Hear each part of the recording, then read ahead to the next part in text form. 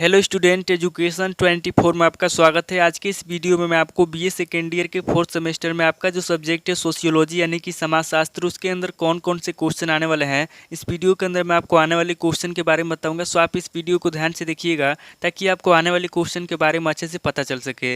और जो भी स्टूडेंट बीए सेकेंड ईयर के अंदर है, जिनका 4th सेमेस्टर का एग्जाम चल रहा है या फिर 4th सेमेस्टर का एग्जाम होने वाला है, वो लोग कमेंट करके जरूर बताएं कि नेक्स्ट क्वेश्चन पेपर आपको किस सब्जेक्ट के ऊपर चाहिए, ताकि आपके कमेंट के अनुसार मैं आपको क्वेश्चन पेपर दे सकूँ। तो आइए बिना किसी देरी के हम लोग शुरू करते हैं और सबसे पहले अति लघु उत्तरीय प्रश्नों के बारे में जानते हैं।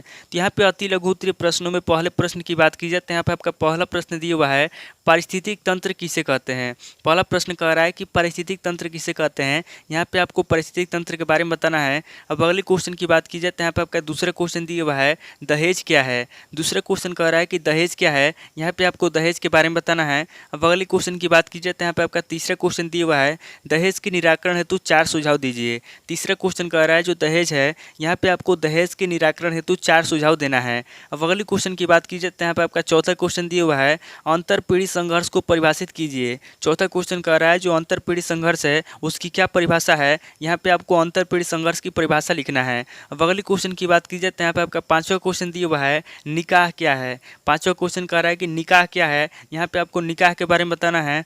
अब अगले क्वेश्चन की बात की जाए तो यहाँ पे आपका छठा क्वेश्चन दिया हुआ है, साइबर क्राइम क्या है। छठा क्वेश्चन कह रहा है कि साइबर क्राइम क्या है, यहाँ पे आपको साइबर क्राइम के बारे में बताना है। अब अगले क्वेश्चन की बात की जाए तो यहाँ पे आपका सातवां क्वेश्चन दिया हुआ है, जातिवाद का अर्थ लिखिए। सातवां क्वेश्चन कह रहा है जो जातिवाद है उसका क्या अर्थ है, यहाँ पे आपको जातिवाद का अर्थ लिखना है। अब अगले क्वेश्चन की बात की जाए तो यहाँ पे आपका आठवां क्वेश्चन दिया हुआ है, निर्धनता के 2 उपचार लिखिए। आठवां क्वेश्चन कह रहा है जो निर्धनता है, यहाँ पे आपको निर्धनता के 2 उपचार बताना है। अब अगले क्वेश्चन की बात की जाए तो यहाँ पे आपका नवा क्वेश्चन दिया हुआ है, जातिवाद के 4 दुष्परिणाम लिखिए। नवा क्वेश्चन कह रहा है जो जातिवाद है, यहाँ पे आपको जातिवाद के 4 दुष्परिणामों के बारे में लिखना है। अब अगले क्वेश्चन की बात की जाए तो यहाँ पे आपका 10वां क्वेश्चन दिया हुआ है, अपराध के 4 कारण लिखिए। 10वां क्वेश्चन कह रहा है जो अपराध है उसके कौन कौन से 4 कारण हैं, यहाँ पे आपको अपराध के 4 कारणों के बारे में लिखना है। अब अगले क्वेश्चन की बात की जाए तो यहाँ पे आपका 11वां क्वेश्चन दिया हुआ है, अल्पसंख्यक किसे कहते हैं। 11वां क्वेश्चन कह रहा है कि अल्पसंख्यक किसे कहते हैं, यहाँ पे आपको अल्पसंख्यक के बारे में बताना है। अब अगले क्वेश्चन की बात की जाए तो यहाँ पे आपका 12वां क्वेश्चन दिया हुआ है,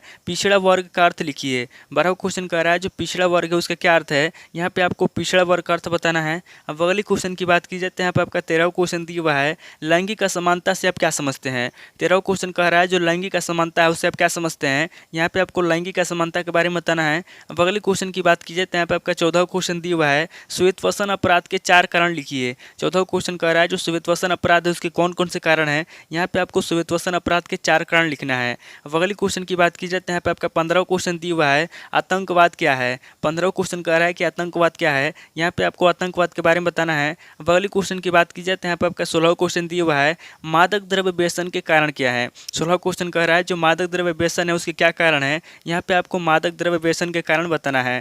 तो टोटल आपके 16 क्वेश्चन हो गए जो आपसे अति लघु उत्तरीय प्रश्न में पूछे जाएंगे। अब आगे हम लोग लघु उत्तरीय प्रश्नों के बारे में जानेंगे। तो यहाँ पे लघु उत्तरीय प्रश्नों में पहले प्रश्न की बात की जाए तो यहाँ पे आपका पहला प्रश्न दिया हुआ है, विस्थापन की समस्या के समाधान के उपाय बताइए। पहला प्रश्न कह रहा है जो विस्थापन की समस्या है, यहाँ पे आपको विस्थापन की समस्या के समाधान के उपाय बताना है। अब अगले क्वेश्चन की बात की जाए तो यहाँ पे आपका दूसरा क्वेश्चन दिया हुआ है, धारणीय विकास की परिभाषा कीजिए। दूसरा क्वेश्चन कह रहा है जो धारणीय विकास है उसकी क्या परिभाषा है, यहाँ पे आपको धारणीय विकास की परिभाषा बताना है। अब अगले क्वेश्चन की बात की जाए तो यहाँ पे आपका तीसरा क्वेश्चन दिया हुआ है, अल्प विकास से आप क्या समझते हैं। तीसरा क्वेश्चन कह रहा है जो अल्प विकास है उससे आप क्या समझते हैं, यहाँ पे आपको अल्प विकास के बारे में बताना है। अब अगले क्वेश्चन की बात की जाए तो यहाँ पे आपका चौथा क्वेश्चन दिया हुआ है, विकास का अर्थ बतलाइए। चौथा क्वेश्चन कह रहा है जो विकास है उसका क्या अर्थ है, यहाँ पे आपको विकास का अर्थ बताना है। अब अगले क्वेश्चन की बात की जाए तो यहाँ पे आपका पांचवा क्वेश्चन दिया हुआ है, वृद्धों की समस्याओं के समाधान हेतु उपाय बतलाइए।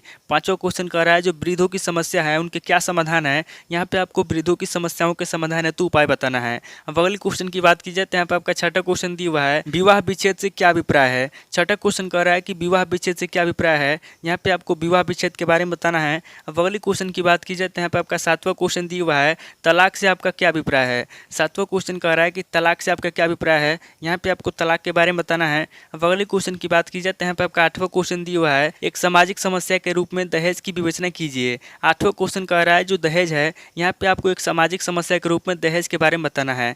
अब अगले क्वेश्चन की बात की जाए तो यहाँ पे आपका नवा क्वेश्चन दिया हुआ है, भारत में दलित जातियों की मुख्य समस्या क्या है। नवा क्वेश्चन कह रहा है जो दलित जाति हैं उनकी मुख्य समस्या क्या है, यहाँ पे आपको बताना है कि भारत में दलित जातियों की मुख्य समस्याएं क्या हैं। अब अगले क्वेश्चन की बात की जाए तो यहाँ पे आपका 10वां क्वेश्चन दिया हुआ है, धर्म की अवधारणा की व्याख्या कीजिए। 10वां क्वेश्चन कह रहा है जो धर्म की अवधारणा है, यहाँ पे आपको धर्म की अवधारणा की व्याख्या करना है। अब अगले क्वेश्चन की बात की जाए तो यहाँ पे आपका 11वां क्वेश्चन दिया हुआ है, लैंगिक विषमता से आप क्या समझते हैं। 11वां क्वेश्चन कह रहा है जो लैंगिक विषमता है उससे आप क्या समझते हैं। यहाँ पे आपको लैंगिक विषमता के बारे में बताना है। अब अगले क्वेश्चन की बात की जाए तो यहाँ पे आपका 12वां क्वेश्चन दिया हुआ है, जाति से आपका क्या अभिप्राय है। 12वां क्वेश्चन कह रहा है जो जाति है उससे आपका क्या अभिप्राय है। यहाँ पे आपको जाति के बारे में बताना है। अब अगले क्वेश्चन की बात की जाए तो यहाँ पे आपका 13वां क्वेश्चन दिया हुआ है, निर्धनता की परिभाषा दीजिए। 13वां क्वेश्चन कह रहा है जो निर्धनता है उसकी क्या परिभाषा है। यहाँ पे आपको निर्धनता की परिभाषा देना है। अब अगले क्वेश्चन की बात की जाए तो यहाँ पे आपका 14वां क्वेश्चन दिया हुआ है, भ्रष्टाचार का अर्थ संक्षेप में बतलाइए। 14वां क्वेश्चन कह रहा है जो भ्रष्टाचार है उसका क्या अर्थ है। यहाँ पे आपको भ्रष्टाचार का अर्थ संक्षेप में बतलाना है। अब अगले क्वेश्चन की बात की जाए तो यहाँ पे आपका 15वां क्वेश्चन दिया हुआ है, आत्महत्या को परिभाषित कीजिए। 15वां क्वेश्चन कह रहा है जो आत्महत्या है, यहाँ पे आपको आत्महत्या को परिभाषित करना है। अब अगले क्वेश्चन की बात की जाए तो यहाँ पे आपका 16वां क्वेश्चन दिया हुआ है, मादक द्रव्य व्यसन क्या है विवेचना कीजिए। 16वां क्वेश्चन कह रहा है जो मादक द्रव्य व्यसन है, यहाँ पे आपको सबसे पहले मादक द्रव्य व्यसन के बारे में बताना है, उसके बाद आगे आपको मादक द्रव्य व्यसन की विवेचना करना है। अब अगले क्वेश्चन की बात की जाए तो यहाँ पे आपका 17वां क्वेश्चन दिया हुआ है, बाल अपराध के कारणों का उल्लेख कीजिए। 17वां क्वेश्चन कह रहा है जो बाल अपराध के कारण है, यहाँ पे आपको बाल अपराध के कारणों का उल्लेख करना है। अब अगले क्वेश्चन की बात की जाए तो यहाँ पे आपका 18वां क्वेश्चन दिया हुआ है, अपराध और बाल अपराध में क्या अंतर है। 18वां क्वेश्चन कह रहा है जो अपराध है और जो बाल अपराध है इन दोनों में क्या अंतर है। यहाँ पे आपको अपराध और बाल अपराध में अंतर बताना है। तो टोटल आपके 18 क्वेश्चन हो गए जो आपसे लघु उत्तरीय प्रश्न में पूछे जाएंगे। अब आगे हम लोग दीर्घ उत्तरीय प्रश्नों के बारे में जानेंगे। तो यहाँ पे दीर्घ उत्तरीय प्रश्नों में पहले प्रश्न की बात की जाए तो यहाँ पे आपका पहला प्रश्न दिया हुआ है, बाल अपराध के उपचार हेतु सुझाव दीजिए। पहला प्रश्न कह रहा है जो बाल अपराध है, यहाँ पे आपको बाल अपराध के उपचार हेतु सुझाव देना है। अब अगले क्वेश्चन की बात की जाए तो यहाँ पे आपका दूसरा क्वेश्चन दिया हुआ है, भारत में श्वेतवसन अपराध के कारण बताइए। दूसरा क्वेश्चन कह रहा है जो श्वेतवसन अपराध है, यहाँ पे आपको भारत में श्वेतवसन अपराध के बारे में बताना है। अब अगले क्वेश्चन की बात की जाए तो यहाँ पे आपका तीसरा क्वेश्चन दिया हुआ है, मादक द्रव्य व्यसन क्या है, भारत में मादक द्रव्य व्यसन के दुष्परिणामों की विवेचना कीजिए। तीसरा क्वेश्चन कह रहा है कि मादक द्रव्य व्यसन क्या है, यहाँ पे आपको सबसे पहले मादक द्रव्य व्यसन के बारे में बताना है, उसके बाद आगे आपको भारत में मादक द्रव्य व्यसन के दुष्परिणामों की विवेचना करना है। अब अगले क्वेश्चन की बात की जाए तो यहाँ पे आपका चौथा क्वेश्चन दिया हुआ है, भ्रष्टाचार के कारणों की संक्षिप्त विवेचना करते हुए इस समस्या के समाधान का उपाय बताइए। चौथा क्वेश्चन कह रहा है जो भ्रष्टाचार है, यहाँ पे आपको सबसे पहले भ्रष्टाचार के कारणों के बारे में बताना है, उसके बाद आगे आपको इस समस्या के समाधान का उपाय बताना है।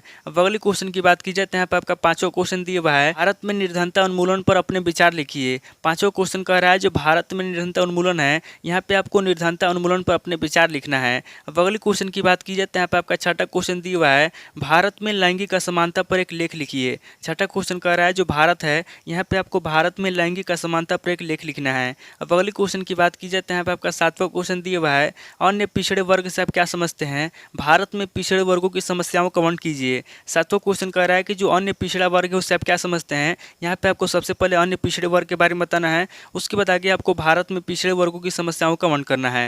अब अगले क्वेश्चन की बात की जाए तो यहाँ पे आपका आठवां क्वेश्चन दिया हुआ है, घरेलू उत्पीड़न क्या है, इसके कारण एवं रोकने के उपाय का सुझाव दीजिए। आठवां क्वेश्चन कह रहा है कि घरेलू उत्पीड़न क्या है, यहाँ पे आपको सबसे पहले घरेलू उत्पीड़न के बारे में बताना है, उसके बाद आगे आपको इसके कारण बताना है और इसको रोकने का उपाय का सुझाव देना है। अब अगले क्वेश्चन की बात की जाए तो यहाँ पे आपका नवा क्वेश्चन दिया हुआ है, भारतीय समाज में अंतर पीढ़ी संघर्ष के कारणों की व्याख्या कीजिए। नवा क्वेश्चन कह रहा है जो भारतीय समाज में अंतर पीढ़ी संघर्ष है उसके क्या कारण है, यहाँ पे आपको अंतर पीढ़ी संघर्ष के कारणों के बारे में बताना है। अब अगले क्वेश्चन की बात की जाए तो यहाँ पे आपका 10वां क्वेश्चन दिया हुआ है, रोस्टोव के विकास सिद्धांत का मूल्यांकन कीजिए।